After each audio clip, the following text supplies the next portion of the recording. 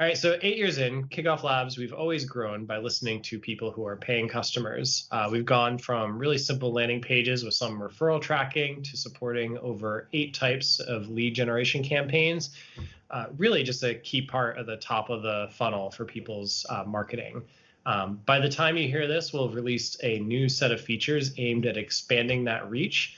And in this episode, Scott and I are going to walk through what it's been like working on that feature.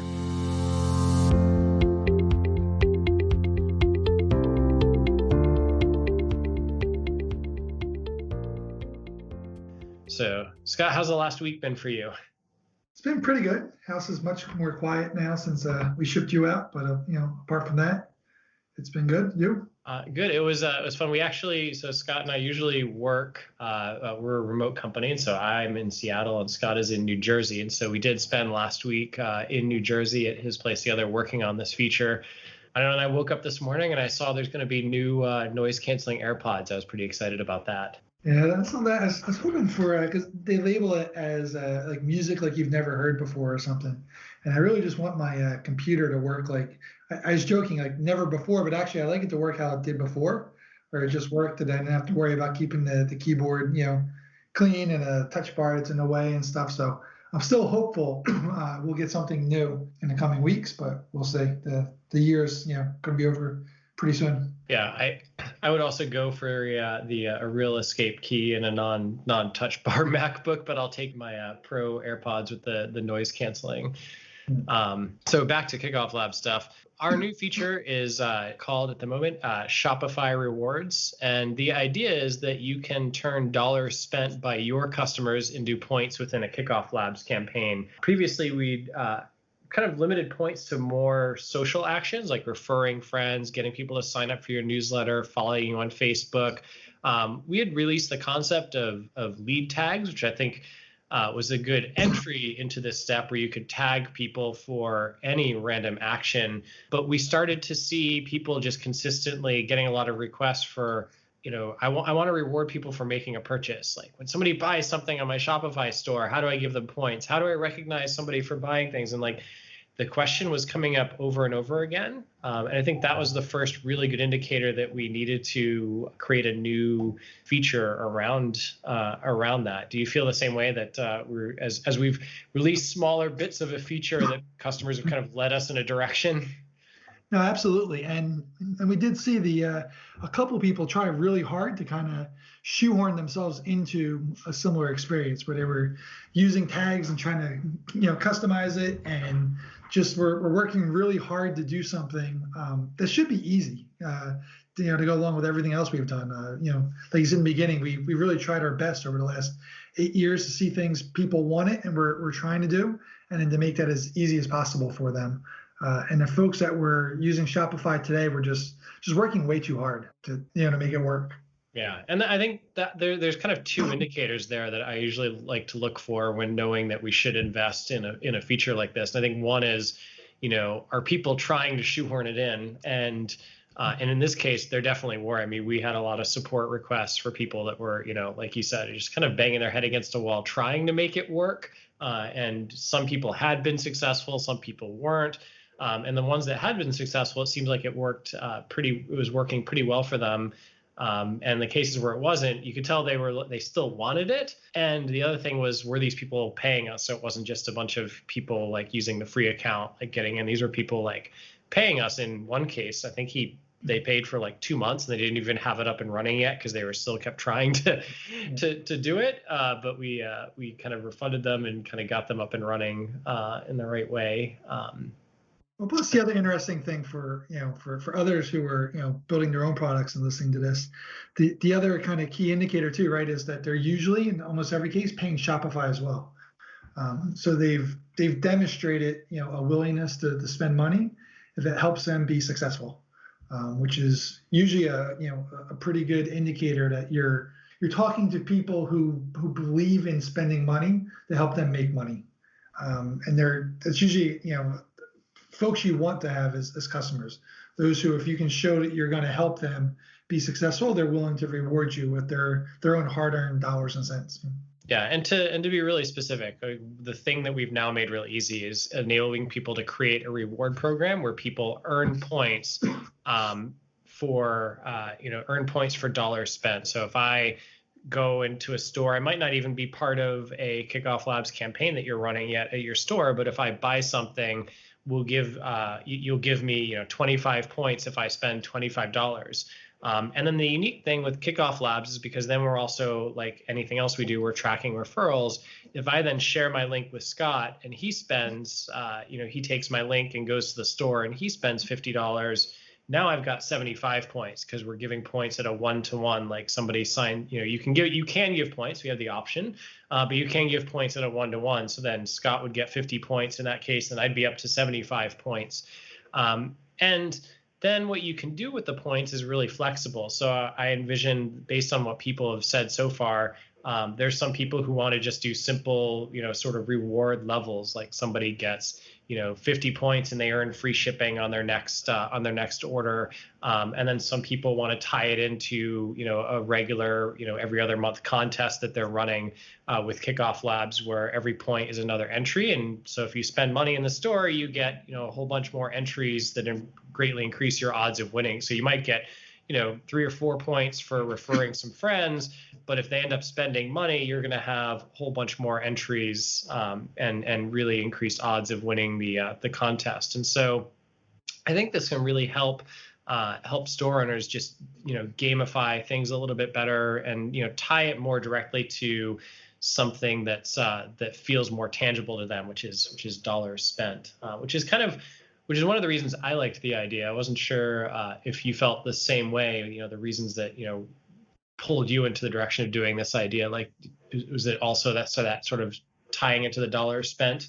That and helping customer, because you think about it from a store perspective, and just landing pages as a whole. Generally, you're advised to only have one conversion strategy for getting people, to your site, to a page, to a landing page. And the way you would have had to do this in the past is you would have had to have some type of sign up form and collect the email first, and then walk through, the checkout process, and then somehow kind of marry those together. And then one of the things that we were able to figure out and do last week was make it so that customers, you can ask somebody for an email if you want, but you don't have to ask for that email up front. You can just, do the referral based upon sending somebody to any page in your website that our script's running on, and they actually don't even have to sign up. They just have to check out. And so I think it keeps with, the idea of you can build these landing pages, or you can build pages within, Shopify and direct traffic there. And you don't have to ask the people to do one thing to be part of your contest and then do this other thing, which actually makes you money, in the short run. And so I think once we were able to demonstrate that we could have, we could kind of have our cake and eat it too, I was much more on board with the, with the idea. Despite all the effort, I mean, Shopify is just a big, well-established product. And so there's just a lot to it. I think we spent the better part of the first day just figuring out where to inject the script, and what pages and, we could execute code on, and what pages that it was just Shopify that, could execute code on. Yeah, I think at one point you were trying to figure out how to change text on a Shopify store, and you had to just walk away and say you figured it out.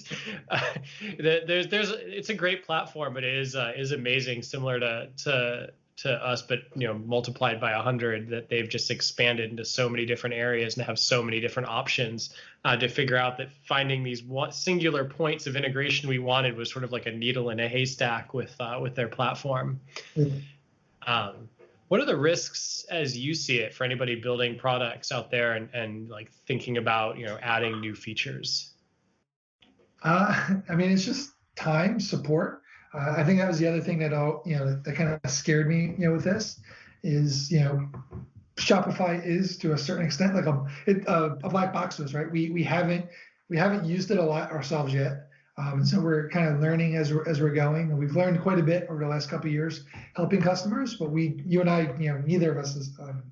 I know for me, I'm assuming you as well, don't have a physical product to sell, in a store. It's something I would love to do because I feel like it would be fun and would be a good change of pace. But there's always risk in that. We're taking on something That's very important to our customers, tapping into their checkout process. The time of year, I think now is a good time to release this. If you want, if we want to be able to help customers in the short run, at least in the U.S., Black Friday and Christmas and that kind of stuff coming up, you can love it or hate it, but this is the time of year where people are spending, lots of money. So there's always risk in that. It's outside our comfort zone. It's got a wide surface area, but in this case, I really do think that the reward, is, greatly, trumps the risk, especially since, as we've discussed, our customers are doing it anyway. And so I think we can streamline things for them and make it so they can focus on what's unique to their business and their products. Yeah, for me, the risk, there was a lot of it in terms of, you kind of touched on, like, the complexity is just adding something, anytime at this stage, like, you have a product that works and you say, we're going to add something else to it. Just like, how are we increasing the complexity? How does it work with, the other features? And I think there was no more, like, better example of the fact that, KickoffLabs is a, very mature platform at this point for what we're doing.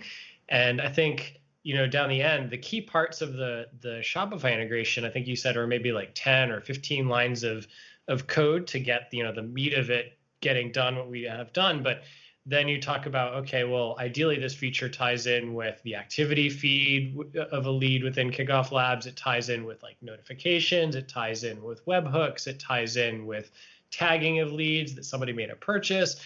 And then all of that stuff, I don't know how many files you said you ended up touching, but it was, we went from like 10 lines of code to, like, had to touch, 10 to 20 files total within the project. And, like, all of that is just this added complexity, which, it can increase the support costs. It just increases the, the breadth of what the product does. Yeah, I agree.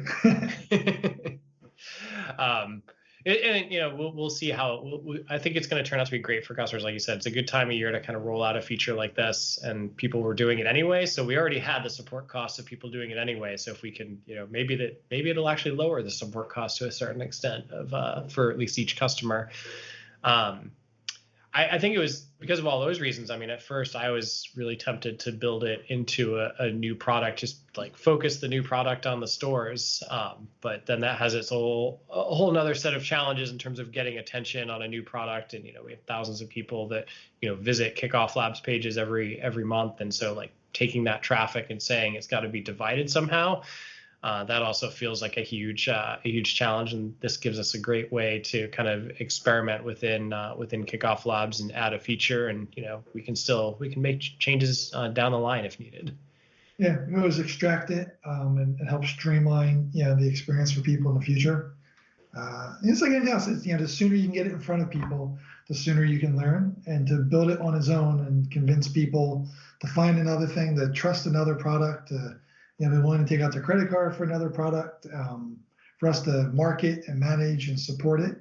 I really think it just made sense to kind of get it in front of people as quickly and as simply as possible, and then you can always grow from there and see where the winds kind of take you.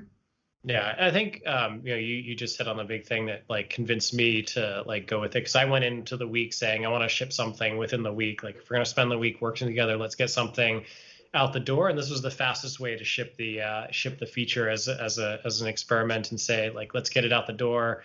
Let's see what people think about it, and let's just iterate on it as quickly as possible. And building something else from scratch, there's a whole lot more that goes into that. So while we did have to integrate it with a bunch of places within the product, it did help us get it out the door, within 8 days or whatever of sitting down and first kind of walking through what it meant to ship this. And so I think that's still what I love about being at a tiny company, as well as kind of a great model for shipping things. Mm-hmm.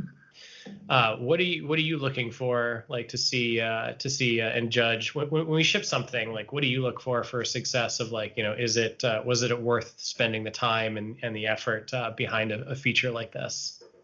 I guess just how quickly people are able to see results themselves, from it.